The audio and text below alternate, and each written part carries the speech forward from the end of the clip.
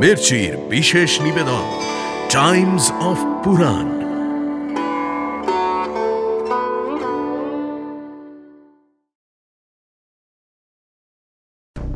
এর কারণেই কুরুবংশের মহাভয় উপস্থিত হবে। আমি তোমাকে ভয় পাই না, তোমার সামনেই আমি এই পবিত্র গঙ্গা জল স্পর্শ করব। যাই, আমি পাঞ্চাল রাজ্যে ফিরে গিয়ে ভীষ্মের শেষ দিনটার জন্য প্রতীক্ষা করি। যদি কোনোভাবে একবার হাতে পেয়ে যাই, তাহলে স্বয়ম্বর দেখার শখ চিরকালের মতো ঘুচিয়ে দেব। যমের হাত থেকে বর মাল্য গ্রহণ করবে ওরা। তুই আর কোনোদিন পুরুষ হতে পারবি না, কোনোদিন না।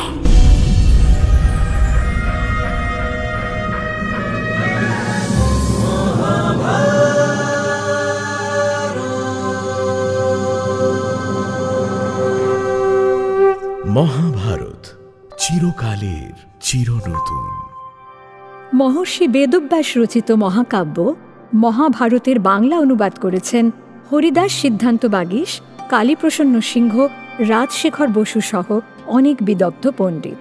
সেই সব জনপ্রিয় অনুবাদ এবং প্রচলিত ভাষ্যকে ভিত্তি করে সহজ ভাষায় মহাভারতের নাট্যরূপ দেওয়া হল শুধুমাত্র আপনার জন্য। প্রযোজনা প্যাস্টেল এন্টারটেইনমেন্ট। যতুগৃহে আগুন ধরিয়ে পাণ্ডবরা জঙ্গলে পালিয়ে এলেন। সেই গভীর জঙ্গলে হিড়িম্ব নামে এক রাক্ষসকে বধ করেন ভীম। তার বোন হিড়িম্বার সঙ্গে মিলনের ফলে ভীমের সন্তান ঘটোৎকচের জন্ম হল। এদিকে ব্যাসদেবের কথায় পাণ্ডবরা ব্রাহ্মণের ছদ্মবেশে একচক্রা নগরে আত্মগোপন করে থাকার সময় ভীমের হাতে বকরাক্ষসের মৃত্যু হয়। তারপর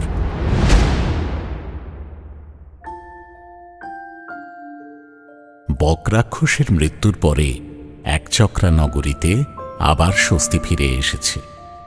অতিথিদের আসা যাওয়া শুরু হয়েছে।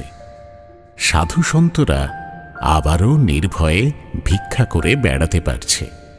জীবনের ছন্দ ফিরে পেয়েছে একচক্রা নগর। সেই সময় একদিন পাণ্ডবরা যে ব্রাহ্মণের বাড়িতে আশ্রিত ছিল, সেই বাড়িতে আরও এক ব্রাহ্মণ অতিথির আগমন ঘটল। গৃহস্বামী তাকে পাদ্য অর্ঘ্য দিয়ে স্বাগত জানাল।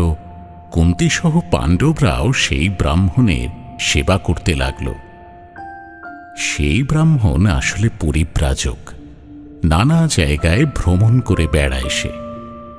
বহু রাজা, তপস্বী, যক্ষ, রক্ষের গোপন সংবাদও সে জানে।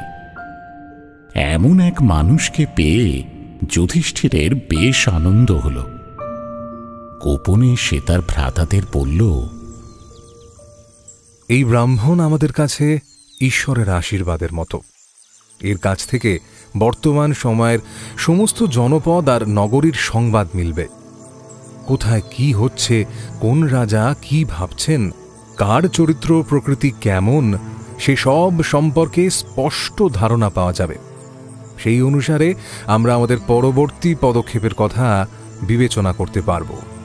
আমাদের সেবায় সন্তুষ্ট হলে ব্রাহ্মণ আমাদের প্রয়োজনীয় দিশা দেখাতে পারেন।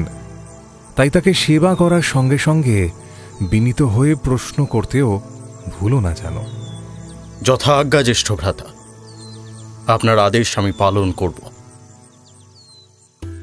যুধিষ্ঠিরের পরামর্শ মনে রেখে পাণ্ডবরা সেই ব্রাহ্মণের নিরলস সেবা পুজো শুরু করল।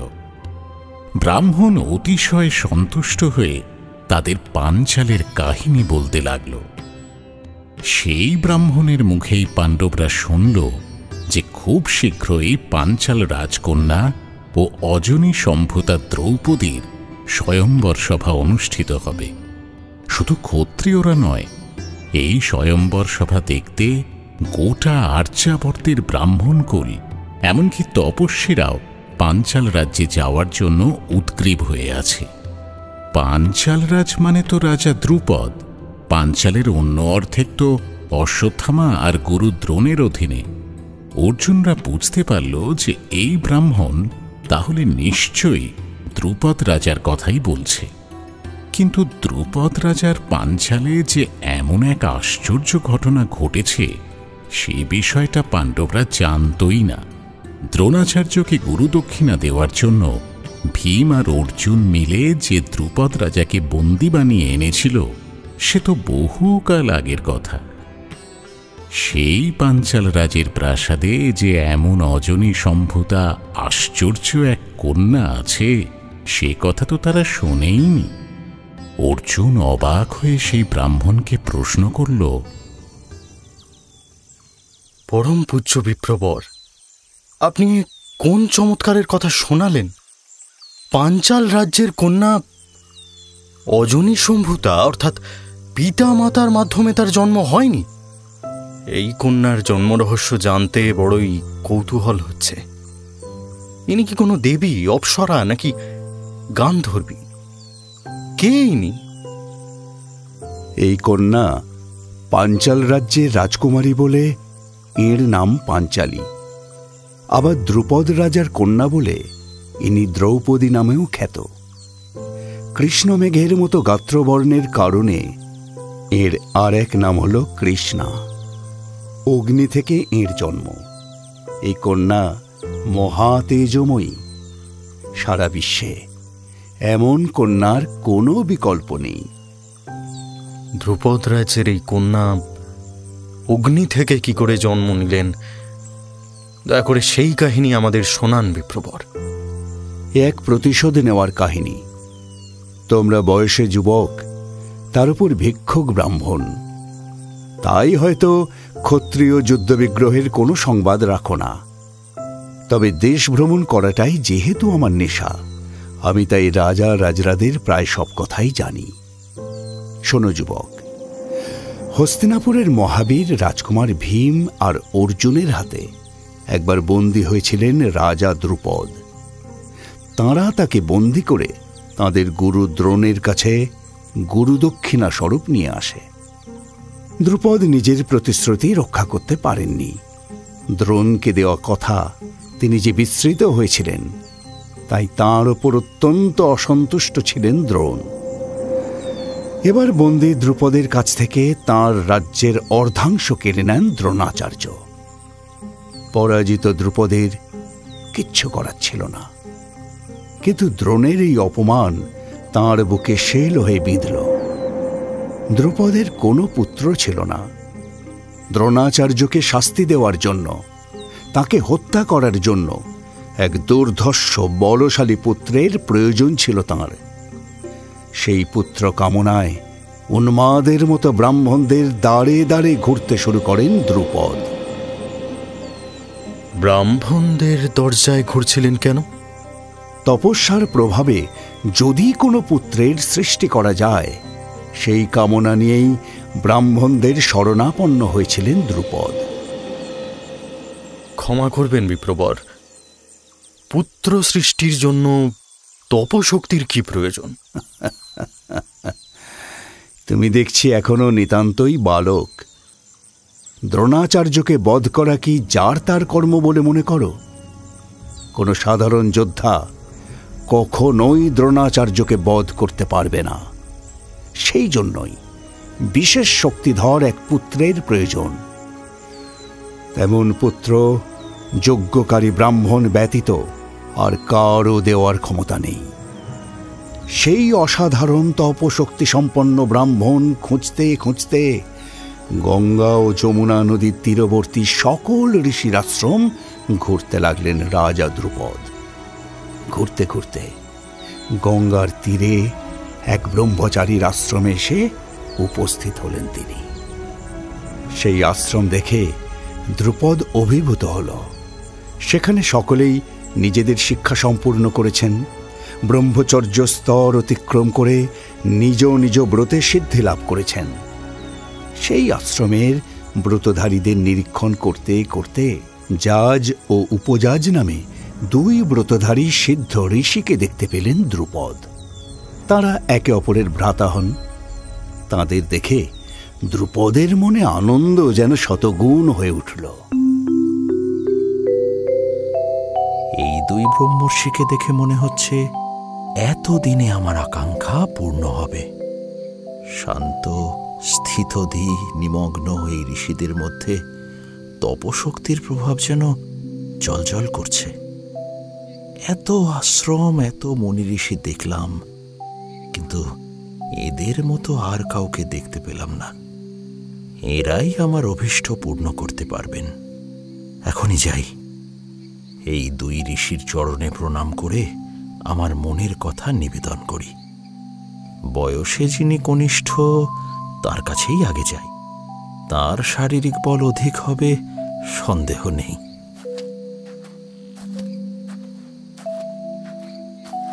প্রণাম ব্রহ্মর্ষি। পাঞ্চালরাজ দ্রুপদকে আপনার দাসত্ব বরণ করার অনুমতি দিন প্রভু। আমি আপনার সেবা করতে ইচ্ছুক। উপজাজের সেবা করে তাকে তুষ্ট করে দ্রুপদ এবার ঋষির কাছে তাঁর আসল উদ্দেশ্য নিবেদন করলেন। কিন্তু ব্রহ্মর্ষি উপজাজ দ্রুপদের কথায় কিছুতেই সম্মত হলেন না। দ্রুপদও নিজের সাধনায় অটল, সেবা আর দীনতার মধ্যে দিয়ে আরও 1 বছর কাটল। অবশেষে ব্রহ্মর্ষি উপজাজ একদিন তাঁকে বললেন, রাজা, আপনি মিথ্যেই আমার আশা করছেন। আপনার এই উদ্দেশ্য আমার দ্বারা সিদ্ধ হবে না। তবে আপনাকে একটা উপায় বলতে পারি। আমার জ্যেষ্ঠ ভ্রাতা জাজ কোনো সূচি অসুচি বিচার করেন না। মাটিতে পড়ে থাকা ফল তুলেও ভক্ষণ করেন তিনি। গুরুগৃহে থাকার সময় তাকে অন্যের উচ্ছিষ্টও ভোজন করতে দেখেছি।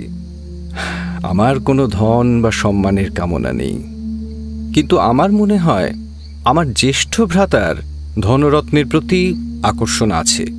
তিনি আপনার পুত্রেষ্টি যোগ্য করতে পারবেন। আপনি এখনই মহর্ষি জাজের শরণ নিন।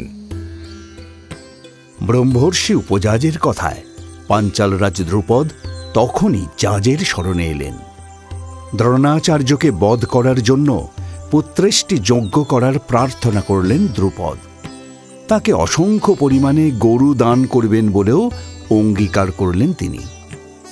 দ্রুপদের কথায় জাজ সম্মত হলেন। তবে এই যজ্ঞে তাঁর সহায়ক রূপে কনিষ্ঠ ভ্রাতা উপজাজকেও নিয়োগ করলেন তিনি। জ্যেষ্ঠের আদেশ অস্বীকার করতে না পেরে অনিচ্ছা সত্ত্বেও সেই যজ্ঞভূমিতে এলেন উপজাজ। এদিকে ঋষির কথা মতো যজ্ঞের সমস্ত উপকরণ সংগ্রহ করেছেন দ্রুপদ। নির্দিষ্ট সময়ে সেই পুত্রেষ্টি যজ্ঞ শুরু হল।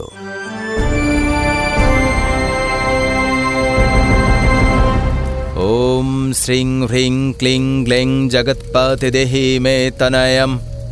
ওম শ্রীং হ্রিং ক্লিং গ্লেং জগৎপতি দেহি মে তনয়ম। মহারাজ, আপনার রানীকে আহ্বান করুন। এবার যজ্ঞস্থল থেকে সন্তানের আবির্ভাব ঘটবে।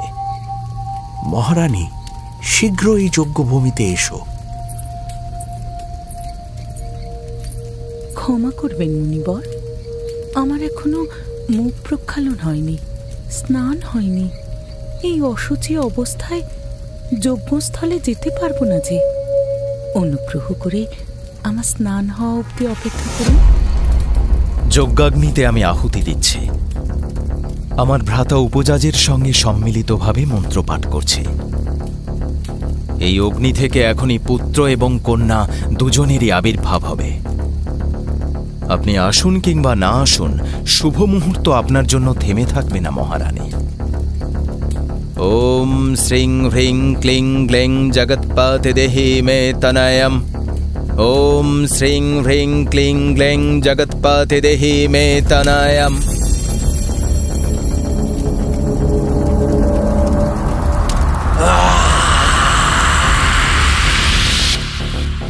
যজ্ঞাগ্নি থেকে উঠে আসা এই রাজমুকুট শোভিত খড়গ ধনুর্বাণধারী যুবক আপনারই পুত্র মহারাজ। এই রাজপুত্র দ্রোণাচার্যকে বধ করে রাজার শোক লাঘব করবেন। এর নাম হল ধৃষ্টদ্যুম্ন। প্রণাম পিতা, প্রণাম ঋষিগণ। আয়ুষ্মান ভব। ওম শ্রীং হ্রিং ক্লিং গ্লেং জগৎপতি দেহি মে তনয়ম। ওম শ্রীং হ্রিং ক্লিং গ্লেং জগৎপতি দেহি মে তনয়ম।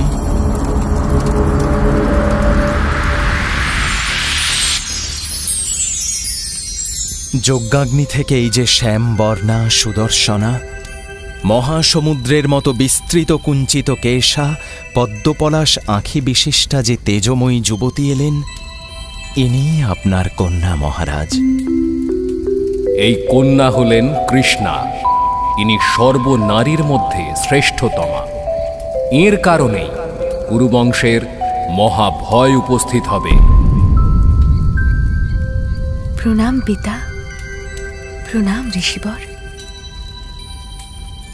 আয়ুষ্মতী ভব, সৌভাগ্যশালিনী ভব।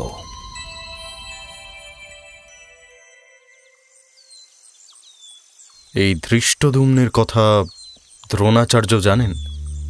দ্রোণাচার্য সবটাই জানেন। তিনি বুঝতে পারলেন যে নিয়তিকে বদলানোর কোনো ক্ষমতাই তাঁর নেই। নিজের অনন্তকালকে চোখের সামনে দেখতে পাচ্ছেন তিনি। তবু তিনি তো আচার্য, নিজের নিয়তিকেই নিজের শিক্ষায় শিক্ষিত করে তুলতে চেষ্টার কোনো ত্রুটি রাখলেন না দ্রোণ। পাঞ্চাল থেকে ধৃষ্টদ্যুম্নকে নিজের গৃহে আনিয়ে প্রাণ ঢেলে তাকে অস্ত্রবিদ্যায় কুশলী করে তুললেন। ক্ষত্রিয়ের মতো অস্ত্র ধরলেও তিনি যে ব্রাহ্মণ, তাঁর হৃদয়ের মহত্বটা দেখলে। দেখলাম বিপ্রবর, দেখলাম।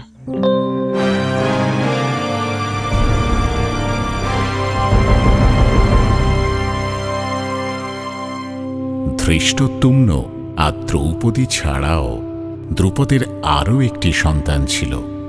সেই ছিল জ্যেষ্ঠ সন্তান, তার নাম শিখণ্ডিনী। রাজা দ্রুপদের প্রতি মহাদেবের আশীর্বাদ ছিল যে তার এমন এক সন্তান হবে যে নারী এবং পুরুষ উভয়ই।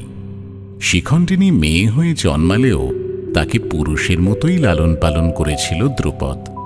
এমনকি দশার্ণরাজ হিরণ্যবর্মার কন্যার সঙ্গে তার বিবাহও দেওয়া হয়। কিন্তু বিবাহের পর আসল সত্য সামনে এলে রাগে অন্ধ হিরণ্যবর্মা দ্রুপদের রাজ্য আক্রমণ করার উপক্রম করলে শিখণ্ডিনী সেই রাজ্য ছেড়ে বনে চলে যায়। সেখানে শিখণ্ডিনীর দুঃখে কাতর হয়ে কুবেরের অনুচর স্থূনাকর্ণ নামে এক যক্ষ নিজের পুরুষত্ব শিখণ্ডিনীকে দান করে তার নারী লিঙ্গ নিজে গ্রহণ করে। শিখণ্ডিনীর নতুন নাম হল শিখণ্ডী। কিন্তু স্থূনাকর্ণের একটা শর্ত ছিল।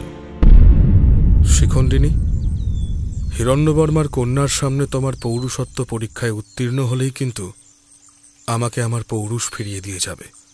আমার প্রতিজ্ঞা ব্যর্থ হবার নয়। আমি নিশ্চয়ই ফিরে আসবো মিত্র। তুমি আমার জন্য এখানেই অপেক্ষা করো। কিন্তু শিখণ্ডিনী ফিরে আসার আগেই সেই বনে এলো কুবের স্বয়ং। তার অনুচরের কীর্তি দেখে রাগে কাঁপতে কাঁপতে সে আদেশ দিল, তুই যেমন নারী আছিস তেমনই থাক। তুই আর কোনোদিন পুরুষ হতে পারবি না, কোনোদিন না। শিখণ্ডিনী তার কথা রাখতে ফিরে এলেও স্থূনাকর্ণ কিন্তু পুরুষ হতে পারল না। বন্ধুর মুখে সব শুনে শিখণ্ডিনী দুঃখ পেলেও মুখে কিন্তু তার হাসি ফুটে উঠল।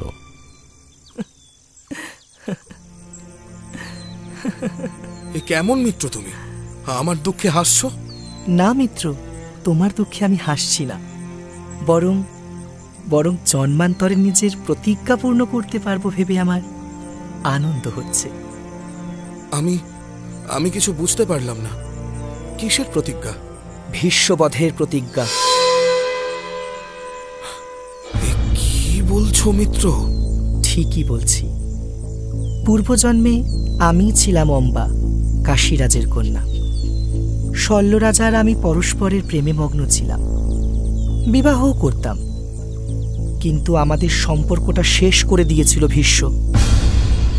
সেদিন থেকেই আমি ভীষ্মবধের উপায় খুঁজছি বন্ধু। গভীর জঙ্গলে মহাদেবের কঠিন তপস্যা করেছি। আমার তপস্যায় তুষ্ট হয়ে মহাদেব বর দিয়েছিলেন যে পরের জন্মে আমি ভীষ্মবধের কারণ হতে পারব। কিন্তু তার জন্য আমার একটা পুরুষের রূপ খুব প্রয়োজন ছিল। দেখো স্থূণাকর্ণ, ভাগ্যচক্রে আমি আজ পুরুষ। এই আমি শিখণ্ডী রূপী অম্বা এই জন্মেই আমার উদ্দেশ্য সিদ্ধ করতে পারব। সেই আনন্দেই হাসছি মিত্র। যাই, আমি পাঞ্চাল রাজ্যে ফিরে গিয়ে ভীষ্মের শেষ দিনটার জন্য প্রতীক্ষা করি। এদিকে একচক্রা নগরে সেই ব্রাহ্মণের কাছ থেকে সব কথা শুনে বিষণ্ণ চিত্তে নীরব হয়ে একাকী বসেছিল অর্জুন। ভিক্ষা করে ঘরে ফিরে অর্জুনকে এমন দুঃখী দেখে বাকি 4 পাণ্ডব যার পর নাই বিস্মিত হল। যুধিষ্ঠিরের প্রশ্নের উত্তরে ব্রাহ্মণের কাছ থেকে শোনা ঘটনার আদ্যোপান্ত বর্ণনা করল অর্জুন। তাদের প্রাণের থেকেও প্রিয় দ্রোণাচার্যের আসন্ন নিয়তির কথা শুনে পাণ্ডবরা স্তব্ধ হয়ে রইল। তারপর এক সময়ে যুধিষ্ঠির বলল,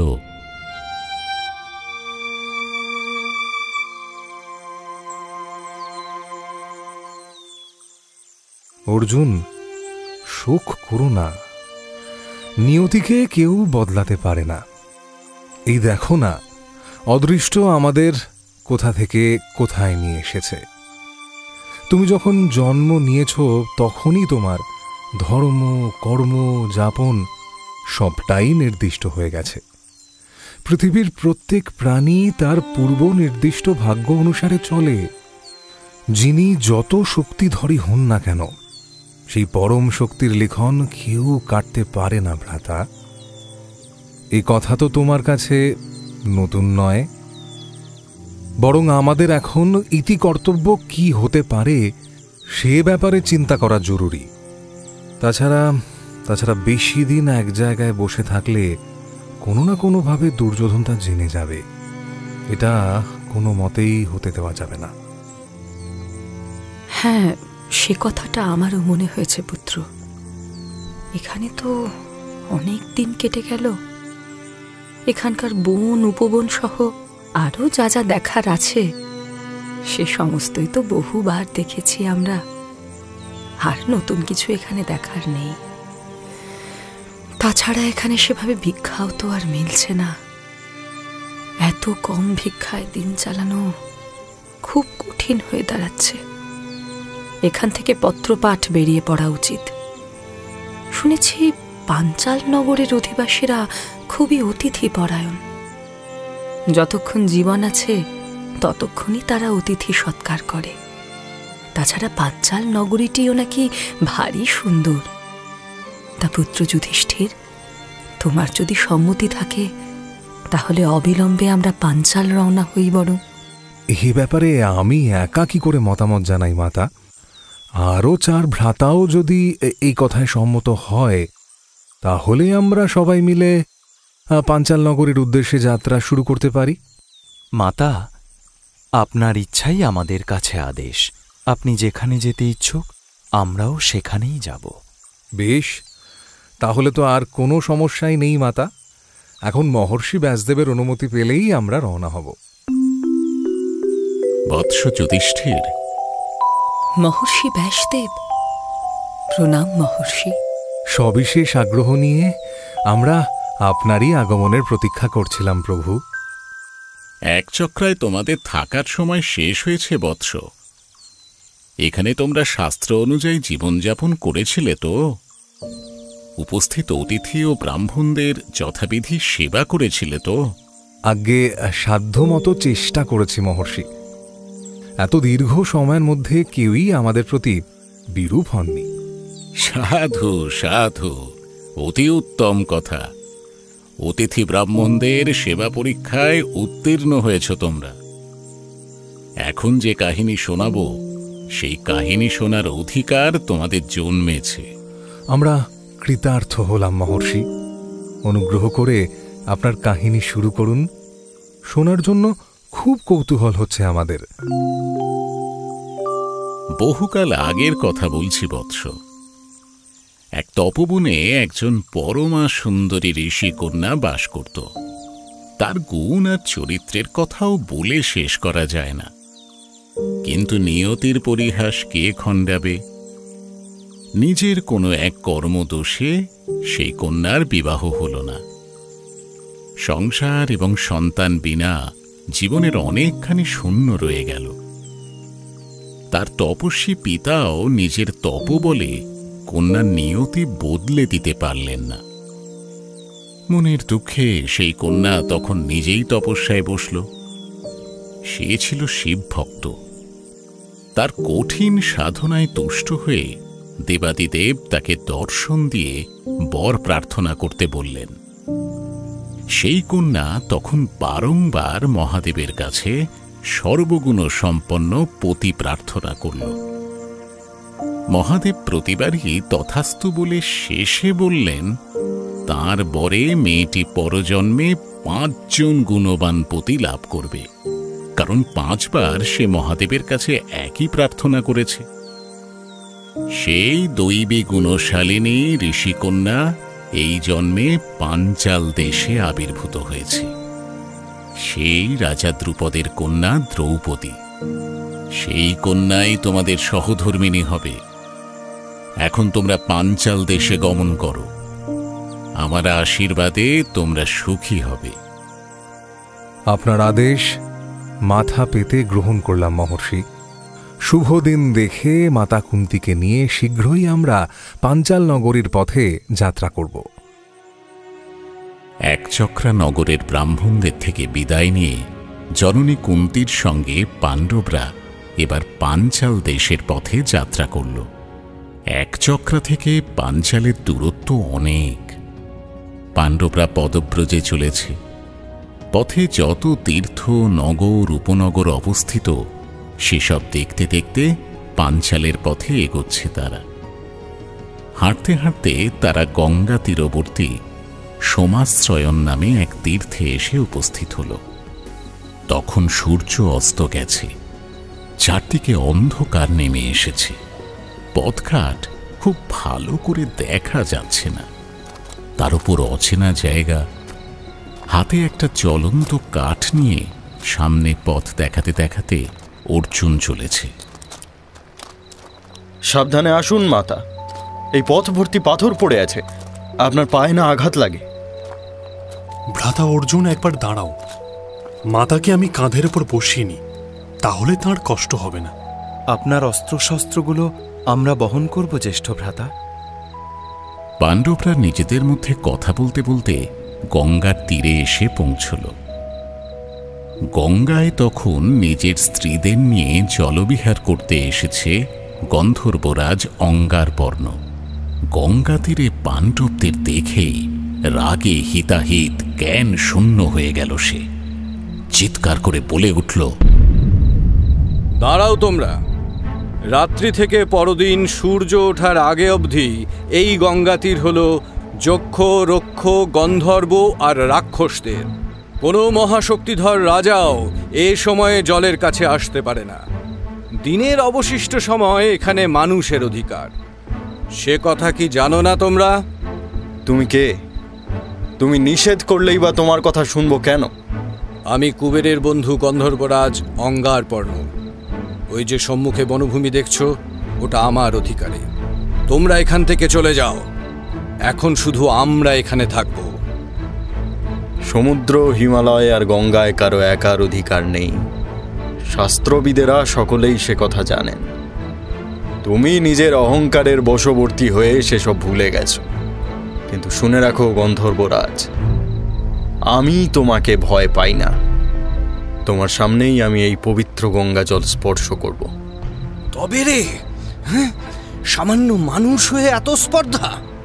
গঙ্গা জল স্পর্শ করার আগে আমার সঙ্গে যুদ্ধ করো। অর্জুনকে লক্ষ্য করে একের পর এক তীর ছুঁড়তে লাগলো অঙ্গারপর্ণ। নিজের হাতের জ্বলন্ত কাঠ আর ঢাল দিয়ে সেই সব তীর অনায়াসে থামিয়ে দিল অর্জুন।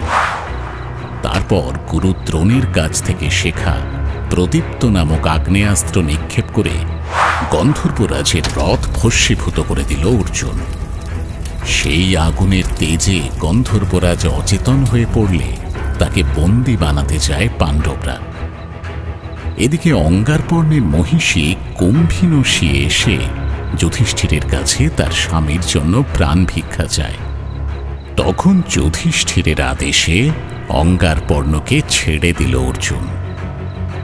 জ্ঞান ফিরলে পাণ্ডবদের পরিচয় জেনে নিজের পরাজয় স্বীকার করে অঙ্গারপর্ণ বলল, মহাবীর অর্জুন, তুমি আমার প্রাণ দান করেছ, তার প্রতিদানে আমিও তোমাকে কিছু দিতে চাই। যা তুমি স্বেচ্ছায় দিচ্ছ না, প্রাণ ভয়ে ভীত হয়ে দান করছো, তা নেওয়ার কোনো রুচি নেই আমার। না অর্জুন, যা ভাবছ তা নয়। প্রাণের ভয়ে ভীত আমি নই। আমি তোমার সঙ্গে সখ্য গড়ে তুলতে চাই, তাই তোমাকে গন্ধর্বলোকের চাক্ষুষী বিদ্যা দান করছি। এই শক্তির ফলে ত্রিলোকের যা দেখতে চাইবে তখনই তাই দেখতে পাবে তুমি। সেই সঙ্গে তোমাদের 5 ভ্রাতাকে গন্ধর্বলোকের 100 দিব্য অশ্ব দান করছি। এদের তেজ সাংঘাতিক, গতিবেগও পার্থিব যে কোনো পশু ও যন্ত্রের চেয়ে বহু গুণ বেশি। প্রভুর ইচ্ছা মাত্রই এরা এসে উপস্থিত হয়। তবে এর প্রতিদানে তোমার কাছ থেকেও আমি কিছু কামনা করি। বেশ, তুমি কি চাও বলো গন্ধর্বরাজ। তোমার আগ্নেয়াস্ত্র আর আজীবন বন্ধুত্বের অঙ্গীকার, এই দুটি আমাকে দিতে পারো? বেশ, তোমার চাক্ষুষী বিদ্যা আর দিব্য অশ্ব আমরা গ্রহণ করলাম। এই নাও আমার আগ্নেয়াস্ত্র। এখানেই আমাদের শত্রুতা শেষ। এবার আমরা পরস্পরের বন্ধু হলাম। কিন্তু আমার মনে এখনো একটা সংশয় রয়েছে। তুমি নিজেই চাক্ষুষী বিদ্যার অধিকারী, তাহলে তুমি জানো যে আমরা ধর্মপথে চলি এবং শত্রুর কোনো শেষ রাখি না। আমাদের প্রকৃত পরিচয়ও তুমি জানো, তবুও যেচে আমাদের সঙ্গে শত্রুতার ছল করলে কেন? অর্জুন, তুমি বুদ্ধিমান, শাস্ত্রপাঠ করেছ, ধর্মচর্চাও করে থাকো, কিন্তু শাস্ত্রের আসল কথাই তো তোমরা মানছ না। ধর্মপুত্র যুধিষ্ঠির তোমাদের সঙ্গে রয়েছেন, তাও এত বড় অধর্ম করছো কি করে? কি অধর্ম করেছি আমরা? তোমরা পরিব্রাজক, পথে পথে ঘুরে বেড়াচ্ছ, কিন্তু প্রব্রজ্জার নিয়মটাই তো জানো না। তোমরা নিজেদের গর্বে গর্বিত হয়ে পথ চলো, কোনো ব্রাহ্মণকে অগ্রবর্তী করে পথে নামার কথা তোমাদের মনেই নেই। শোনো তাপত্য, নিজের শ্রেয় লাভের জন্য পুরোহিত নিয়োগ করতে হয়। পুরোহিত না থাকলে শুধু নিজের বীরত্ব দিয়ে রাজ্য জয় করতে পারবে, কিন্তু সুখে রাজ্য পালন করতে পারবে না। ব্রাহ্মণকে সর্বদাই সম্মুখে রেখে চলতে হয়। তাপত্য? তাপত্যকে? আমি কুন্তিপুত্র অর্জুন, আমাকে কৌন্তেয় বলো। দেখেছ, নিজেদের বংশ পরিচয়টাই এখনো ঠিক করে জানো না তুমি। ধনুর্বাণ তোমাকে শক্তি দিতে পারে, এর বেশি কিছু নয়। তোমার বংশ, যা তোমার শিকড়, তাকে ভালো করে জানবে না। তোমার বংশের কথাই তোমাকে বলছি, মন দিয়ে শোনো।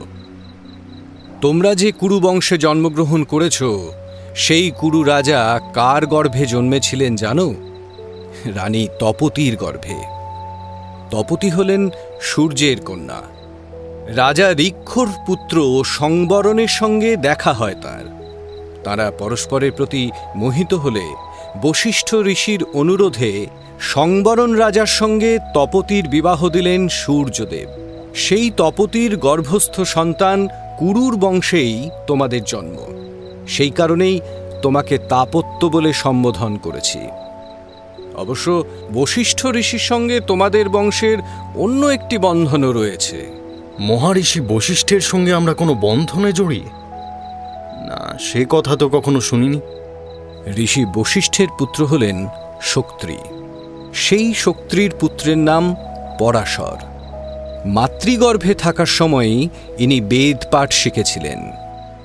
সেই পরাশরের পুত্রের নামই কৃষ্ণদ্বৈপায়ন ব্যাস।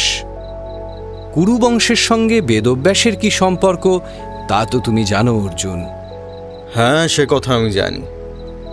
গন্ধর্বরাজ, তুমি তো সর্বজ্ঞ। কাকে পুরোহিত পদে আমরা বরণ করে নিতে পারি সেই কথাটাও তাহলে বলে দাও না।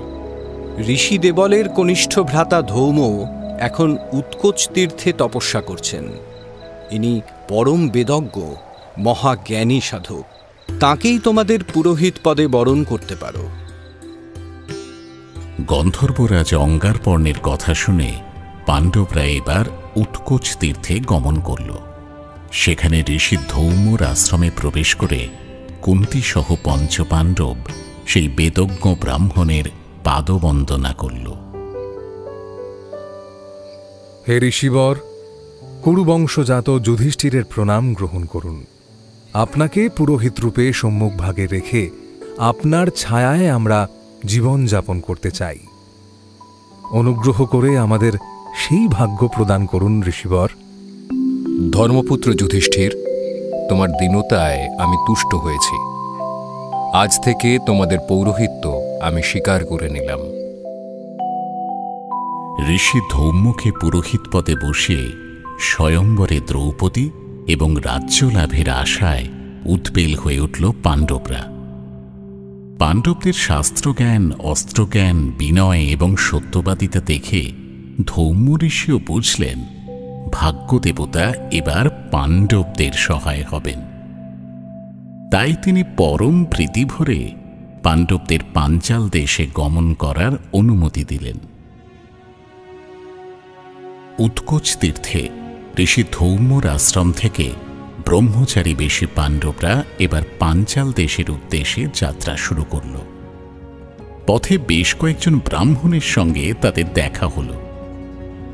এতজন ব্রাহ্মণ দলবদ্ধ হয়ে কোথায় চলেছে সে কথা জানতে যুধিষ্ঠিরের কৌতূহল হল। ব্রাহ্মণ দলের মধ্যে যে বয়োজ্যেষ্ঠ তাকে প্রণাম করে যুধিষ্ঠির প্রশ্ন করল, প্রণাম বিপ্রবর।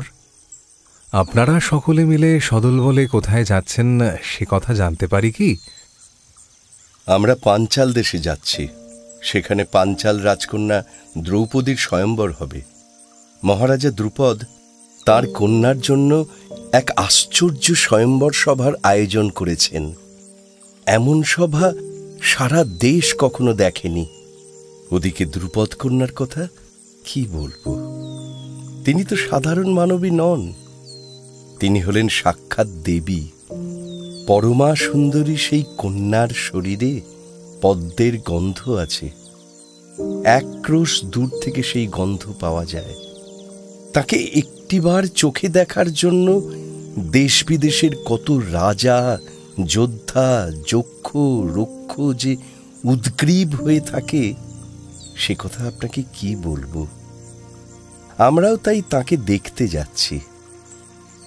পাঞ্চাল রাজকন্যাকে সচক্ষে দেখার এমন সুযোগ তো আর মিলবে না। আচ্ছা, তোমরা কারা? দেখে শুনে তো তোমাদের ব্রহ্মচারী বলেই মনে হচ্ছে। তোমাদের পরিচয় তো পেলাম না। ইনি আমাদের জননী, আর আমরা 5 ভ্রাতা মিলে একচক্রা নগর থেকে আসছি। এখন দেশ ভ্রমণ করতে বেরিয়েছি। পথে ভিক্ষা করে খাবো আর কোনো ব্রাহ্মণ বা বণিকের গৃহে অতিথি হয়ে থাকব। বাহ, এ তো অতি উত্তম কথা। তোমরা সকলে মিলে আমাদের সঙ্গে পাঞ্চাল দেশে চলো। সেই স্বয়ম্বর মহোৎসবকে দেখে মানব জন্ম সার্থক করে এসো। দেশ বিদেশের কত বীর, কত অসংখ্য কুশীলবকে যে একত্রে দেখতে পাবে তারই অত্যা নেই। তাছাড়া তার কন্যার স্বয়ম্বর উপলক্ষে রাজা দ্রুপদ অতিথি ব্রাহ্মণদের জন্য উৎকৃষ্ট গোধন, ধনরত্ন, উত্তম ভোজন, অসন বসন, পানীয় ইত্যাদি বহুবিধ আয়োজন করেছেন বলে শুনেছি। তোমরাও সেসবের ভাগ পাবে নিশ্চিত। আমরা ধনরত্নের প্রত্যাশী নই, আমরা শুধুই পরিব্রাজক। বেশ তো, আমাদের সঙ্গে ভ্রমণ করতেই চলো না হয়। আর তোমাদের যেমন দিব্যকান্তি, দেবতাদের মতো চেহারা, যদি একবার রাজকুমারীর দৃষ্টি তোমাদের উপর পড়ে, তাহলে তোমাদের মধ্যে থেকেই কাউকে স্বামী হিসেবে মনোনীত করতেই পারেন। আর তা যদি সত্যিই হয়, তাহলে আমাদের ব্রাহ্মণ কুলের গর্বের শেষ থাকবে না। যথা আজ্ঞা। আপনারা যখন আহ্বান করছেন, তখন আপনাদের সঙ্গেই আমরা পাঞ্চাল দেশে যাব। সাধু সাধু, চলো তবে। ব্রাহ্মণদের দলের সঙ্গে কুন্তী সহ পাণ্ডবরাও পাঞ্চাল নগরের পথে চলল। পথে অনেক বন উপবন, সুরম্য নগর, ফুলে ফলে পল্লবিত কানন আর চমৎকার সব পুষ্করিণী, তড়াগ এবং নদ নদীর দেখা মিলল। সেই সব সুরম্য দৃশ্য কুন্তীর বড় প্রিয়। সেসব দেখতে দেখতে কুন্তী তার পুত্রদের বলল, বৎস যুধিষ্ঠির, তপবনের মতো এইসব স্থানে বিশ্রাম করলে মনে বড় আনন্দ হয়। আমরা তো দেশ দেখতেই বেরিয়েছি, সুতরাং ব্রাহ্মণদের দলের সঙ্গে দ্রুতলয়ে পা মেলানোর কোনো প্রয়োজন নেই আমাদের। ওরা বরং এগিয়ে যান, আমরা একটু বিশ্রাম নিই। পাঞ্চাল রাজ্য এখান থেকে বিশেষ দূর তো নয়, আশা করি সঠিক সময়েই সেখানে পৌঁছে যেতে পারব। যথা আজ্ঞা মাতা। আপনার ইঙ্গিত আমি বুঝতে পেরেছি। যে বনাঞ্চল আপনার ভালো লাগছে, সেখানেই আমরা বিশ্রাম নেব। আমি যাই, বনের ফলমূল আর নদীর শীতল জল নিয়ে আসি। আজ সকলে মিলে ফলাহার করব। সেই ভালো পুত্র ভীম, আজকের মধ্যাহ্নকালটা এই বনেই কাটানো যাক বরং। বৎস যুধিষ্ঠির, কুশলে আছো তো সকলে? কি সৌভাগ্য মহর্ষি ব্যাসদেব, আপনি আমাদের দেখতে এসেছেন মহর্ষি। কি ভাগ্য আমাদের। সকলের সাষ্টাঙ্গ প্রণাম গ্রহণ করুন প্রভু। সুখী হও ভদ্রে। পাঞ্চাল রাজ্যের পথেই তোমরা যাচ্ছ তো? আগে হ্যাঁ প্রভু, আপনার নির্দেশ মতো আমরা দ্রুপদের রাজসভার দিকেই যাচ্ছি। কুরুবংশের অন্যান্য বীর, তোমাদের ভ্রাতার জ্ঞাতিরাও ওখানে উপস্থিত থাকবে। খুব সাবধানে থেকো, তোমাদের পরিচয় যেন কোনোভাবেই প্রকাশ না পায়। যতটা সম্ভব নিজেদের বর্ণ ও অঙ্গ আচ্ছাদিত করে রেখো।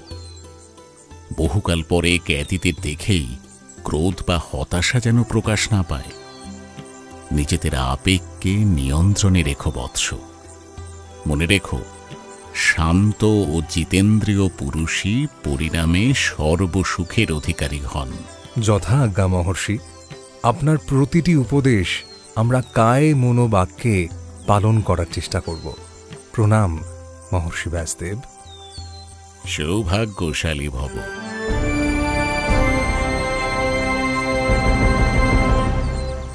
মহর্ষি ব্যাসদেব কি বলে গেলেন? ওই শয়তান দুর্যোধন ওখানে আসবে। তার মানে তার প্রাণের মিত্র সুত পুত্র কর্ণ ওই স্বয়ম্বর সবাই থাকবে। ওই দুজনকে যদি কোনোভাবে একবার হাতে পেয়ে যাই, তাহলে স্বয়ম্বর দেখার শখ চিরকালের মতো ঘুচিয়ে দেব। যমের হাত থেকে বর মাল্য গ্রহণ করবে ওরা। ছি ভীম, তুমি মহর্ষির কথা অমান্য করছো। শুনলে না কি শিক্ষা দিয়ে গেলেন উনি? জিতেন্দ্রীয় হওয়ার কথা বলে গেলেন না মহর্ষি? ক্ষমা করবেন ধর্মপুত্র, আপনি মহামান্য, দেবতুল্য, সাক্ষাৎ ধর্মরাজ।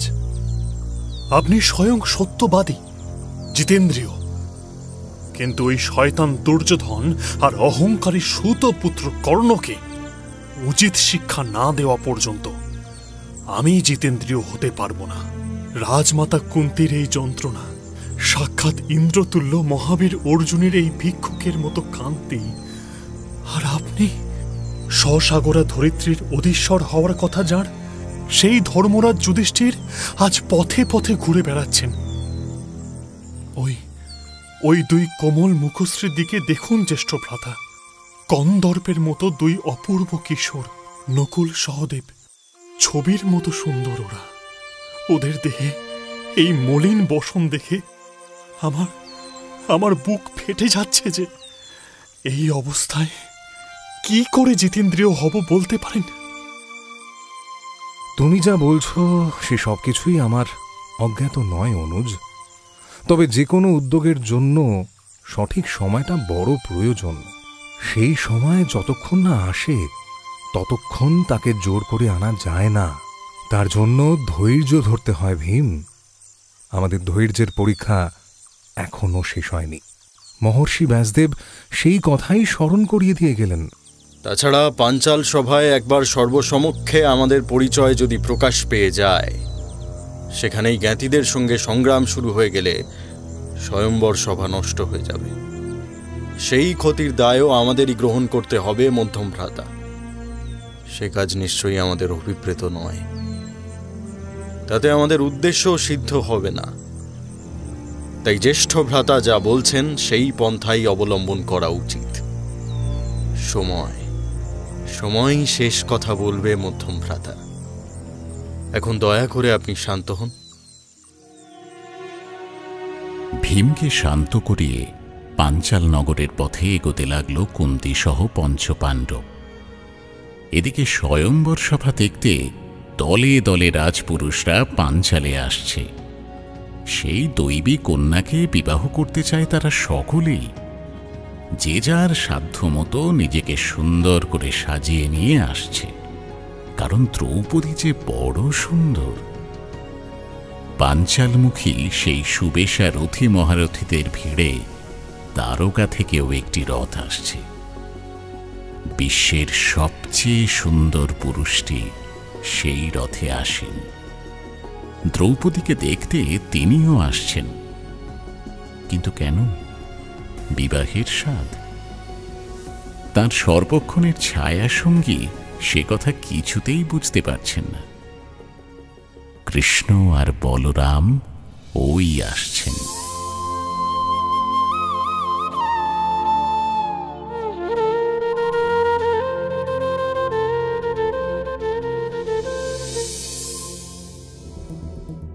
পাঞ্চাল নগরে এসে পৌঁছল পঞ্চপাণ্ডব। দ্রৌপদীর স্বয়ম্বর সভায় শক্তি পরীক্ষায় দেশের সব রাজারাই নাকাল হল। কর্ণকে নিরস্ত করলেন দ্রৌপদী নিজেই। একা লক্ষ্যভেদ করলেন ছদ্মবেশী অর্জুন। দুর্যোধন সহ সভাশুদ্ধ রাজারা তখন মারমুখী হয়ে উঠল।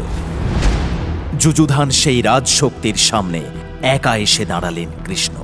তারপর শুনুন আগামী পর্বে। শুনলেন মহাভারত। মুখ্য চরিত্রে ব্যাসদেব সঞ্জয় দত্ত, অর্জুন সায়ক আমান, যুধিষ্ঠির সৌমাদিত্য মুখার্জি, কুন্তী মধুবন্তী মিত্র, ব্রাহ্মণ প্রবাল মুখার্জি, গন্ধর্বরাজ অঙ্গারপর্ণ শঙ্কর চক্রবর্তী, শিখণ্ডী সৌনাভ বোস, নাট্যরূপ মহুয়া ব্যানার্জি, শব্দগ্রহণ ও আবহ সত্যজিৎ সেন, শব্দ পরিকল্পনা ও মিশ্রণ সব্যসাচী মুখার্জি, পরিচালনায় শাওলি মজুমদার, সৃজনশীল পরিচালনা ইন্দ্রাণী চক্রবর্তী, প্রযোজনা প্যাস্টেল এন্টারটেনমেন্ট। টাইমস অফ পুরাণ আপনার জন্য মির্চি বাংলা ইউটিউব চ্যানেল এবং গানা অ্যাপে।